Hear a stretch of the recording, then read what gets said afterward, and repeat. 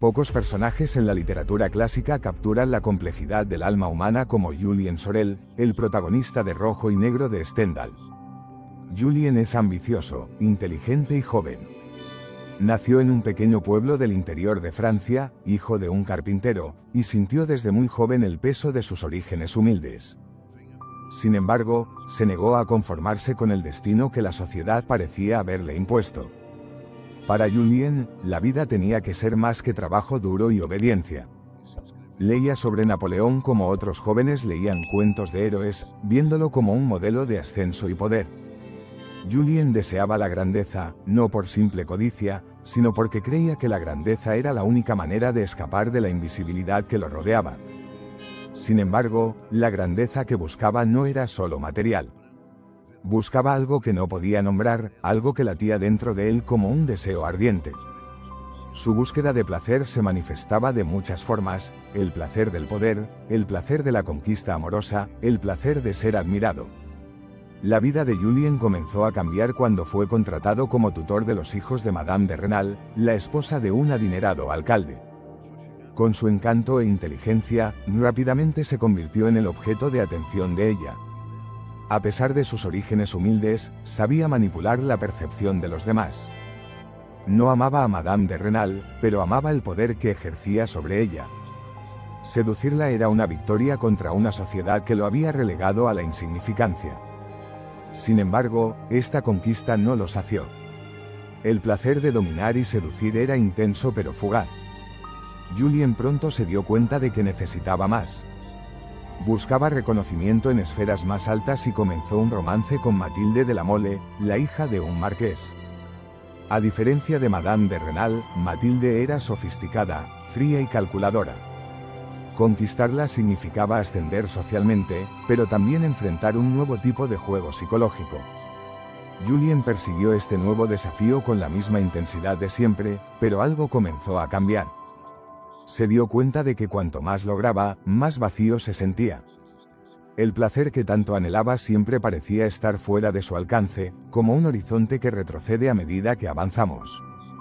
Al final de su viaje, Julien enfrentó las consecuencias de sus elecciones. Su romance con Madame de Renal fue expuesto, y fue juzgado por intentar asesinarla en un momento de desesperación. Condenado a la guillotina, tuvo tiempo para reflexionar sobre su vida. Comprendió que su búsqueda incansable de placer no era realmente una búsqueda de felicidad, sino una fuga de sí mismo. Julien murió joven, pero su historia permanece como un recordatorio poderoso. El placer, cuando se busca como un fin en sí mismo, puede convertirse en una trampa. Nos invita a reflexionar sobre nuestras propias elecciones y el precio que estamos dispuestos a pagar por aquello que creemos que nos traerá felicidad. ¿Qué es lo que realmente nos motiva? Esta es una pregunta que la neurociencia ha intentado responder durante décadas. Al observar la trayectoria de Julien Sorel, podemos ver claramente cómo se convirtió en una víctima del sistema de recompensa del cerebro. El placer que sentimos cuando alcanzamos una meta, ya sea pequeña o grandiosa, está mediado por un mecanismo biológico fundamental, el sistema de recompensa. Este se activa mediante la liberación de dopamina, el neurotransmisor responsable de crear sensaciones de satisfacción y euforia. Julien experimentaba esto cada vez que lograba algo que deseaba, ya fuera la atención de Madame de Renal, la admiración de Mathilde o el poder que venía con sus conquistas sociales. Pero el cerebro humano tiene un problema: se adapta rápidamente. Es como comprar un par de zapatos nuevos: al principio, sientes una felicidad enorme, pero después de un tiempo se convierten en un objeto más. Este fenómeno se llama adaptación hedónica.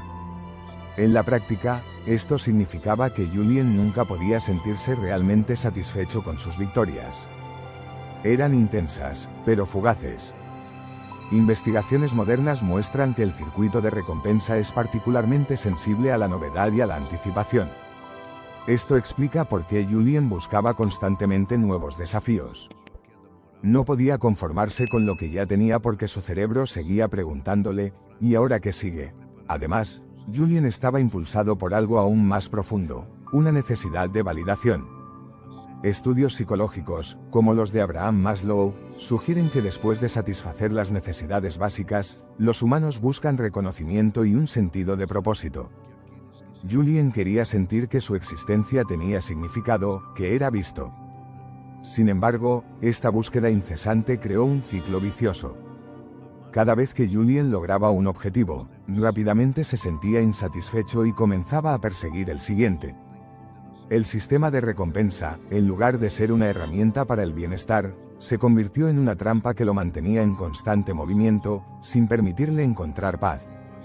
En nuestra vida cotidiana, vemos este mismo mecanismo en acción en comportamientos como la adicción a las redes sociales. Cada me gusta, cada comentario, cada notificación activa el circuito de recompensa, creando un ciclo de búsqueda constante. Al igual que Julien, muchas personas hoy están atrapadas en un ciclo de placer inmediato pero vacío que les impide encontrar una satisfacción duradera. Más preocupante aún es cómo este ciclo puede llevarnos a descuidar lo que realmente importa.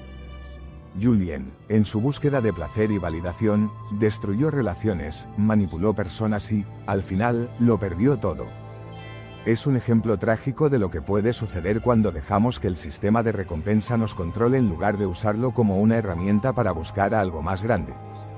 Pero si Julien hubiera comprendido cómo funcionaba su cerebro, habría tomado decisiones diferentes. Esta pregunta nos lleva a otra perspectiva, la filosofía. En el próximo capítulo, exploraremos cómo pensadores como Epicuro y Schopenhauer pueden ayudarnos a comprender mejor la búsqueda del placer y sus consecuencias. ¿El placer es realmente el camino hacia la felicidad o solo una ilusión que nos mantiene distraídos de lo que realmente importa? Si esta reflexión te hizo pensar y te ayudó a ver las cosas de manera diferente, no olvides dejar tu like. Comparte este mensaje con alguien que necesite escucharlo y suscríbete al canal para no perderte más reflexiones como esta.